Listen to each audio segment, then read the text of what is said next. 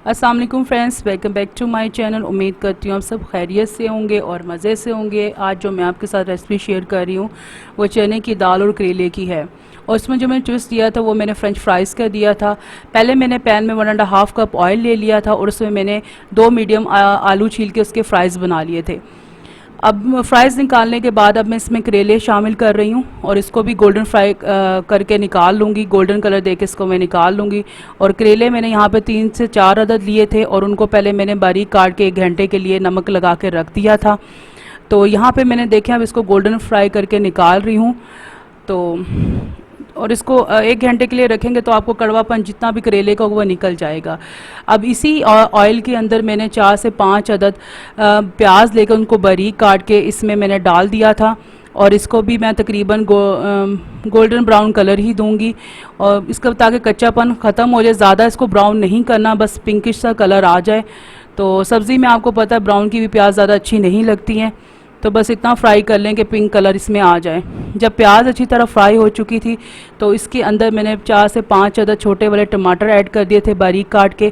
और टमाटर को गलाने के लिए मैंने इसमें 1.5 टीस्पून नमक भी शामिल कर दिया था। अब मैं इसमें मसाले ऐड कर रही हूँ, जिसमें मैंने 1 खाने का चम्मच लाल मिर्चों का पाउडर लिया था, 2 चाय के चम्मच मैंने इसमें सफ़ेद ज़ीरा पिसा हुआ डाला था और 2 चाय के चम्मच ही मैंने इसमें सूखा धनिया ऐड किया था। उसके बाद मैं इसमें 1 चाय का चम्मच हल्दी डाली है और इसको इन मसालों के साथ अच्छी तरह प्याज को भून लूँगी।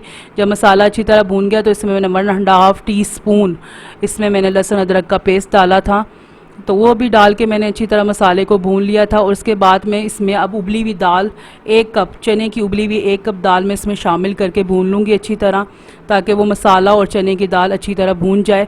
जब इस पर ऑयल आ गया तो इसके अंदर मैंने 2 खाने के चम्मच दही के शामिल किए थे। अब इसको भी डाल के मैं अच्छी तरह दाल को भून लूँगी।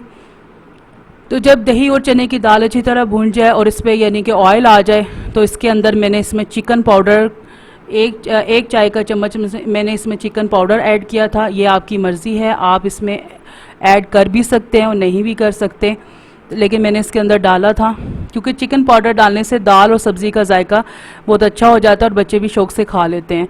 अब मैंने इसमें फ़्राइज़ ऐड कर दिए और फ़्राइज़ और चने की दाल को मैं अच्छी तरह मिक्स कर रही हूँ ताकि अच्छी तरह भून जाए ये भी। तो इसको जब मैंने अच्छी तरह मिक्स कर लिया था तो फिर मैंने इसके अंदर करेले भी शामिल कर दिए थे।